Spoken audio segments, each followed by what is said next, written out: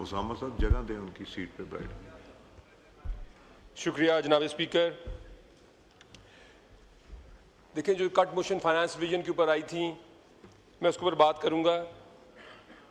देखिए, इस माली साल के अंदर ये जो 2025-26 का जो बजट है, हमने तकरीबन 14,000 अरब रुपया टैक्स की मद में टारगेट रखा है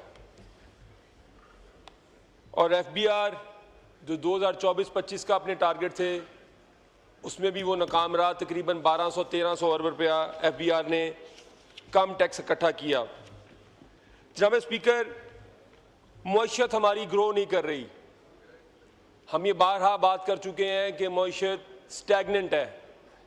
3 सालों से मईशत के अंदर कोई ग्रोथ नहीं हो रही और ये वही मईशत है जो कि पीटीआई और इमरान खान के दौर में 6% पे ग्रो कर रही थी। जनाब स्पीकर, मैं आपको बताना चाहता हूँ कि कोरोना जैसी वबा के अंदर जब तमाम दुनिया की मईशतें सुकड़ रही थीं तो अल्लाह ताला के ख़ास करम से और हमारे हुक्मरान इमरान खान की पॉलिसियों के नतीजे में पाकिस्तान की मईशत एक्सपैंड कर रही थी। नई सनतें लग रही थी, लार्ज स्केल मैन्युफैक्चरिंग इंक्रीज़ हो रही थी, एग्रीकल्चर में बढ़ोतरी हो रही थी, किसान खुशहाल हो रहा था, नए रोज़गार, नई सनतें बन रही थीं और टैक्सेस की शरह भी अवाम के ऊपर इस तरह से नहीं थी जो आजकल है। जनाब स्पीकर, अगर आप बजट डॉक्यूमेंट का मुताला करें तो देखें कि ये जो उन्होंने टारगेट रखा है 14,100 अरब का, उसमें तकरीबन 7,500 अरब इनडायरेक्ट टैक्सेस हैं। जनाब स्पीकर, ये जो इनडायरेक्ट टैक्सेस हैं ये रिग्रेसिव इन नेचर होते हैं। ये अमीर और गरीब में कोई तखसीस नहीं करते, इससे गुर्बत बढ़ती है। क्योंकि एक आम मोटरसाइकिल वाला, एक आम गाड़ी वाला भी पेट्रोल के ऊपर वही टैक्सेस देता है जो कि एक सनतकार देता है, एक लैंड क्रूजर वाला देता है। तो पहले तो मैं ये हुकूमत को ये तजवीज़ दूंगा कि आप पेट्रोलियम मसनूआत के ऊपर सेल्स टैक्स ख़त्म करें। आप इस टाइम तकरीबन आपने जो रिकमेंड किया वो 90 रुपये पेट्रोलियम लेवी फी लीटर है, जो कि हमारे दौर के अंदर सिर्फ 17 रुपये थी।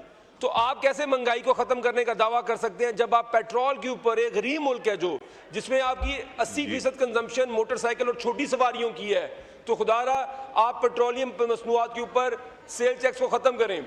दूसरी चीज़, जो आपका टैक्स के सबसे बड़ा सोर्स है इनडायरेक्ट टैक्सेस में, वो बिजली की कीमतों के ऊपर आप टैक्स लगाते हैं। बिजली की कीमतें पहले आसमान को छू रही हैं, उसके बाद आपने बिजली की कीमतों के ऊपर भी आपने तरह तरह के टैक्सेस लगा दिए हुए हैं।